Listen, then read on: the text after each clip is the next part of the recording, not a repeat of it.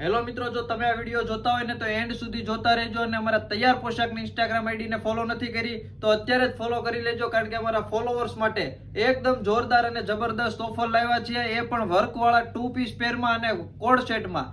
Offer સાંભળવા માટે તમારા વિડીયોને એન્ડ સુધી જોવો પડશે. તમે ખાલી વસ્તુ જોઈ જુઓ, એકદમ જોરદાર પીસ રહેવાના છે. બધી 2 પીસની એકદમ જોરદાર અને જબરદસ્ત ડિઝાઇન છે.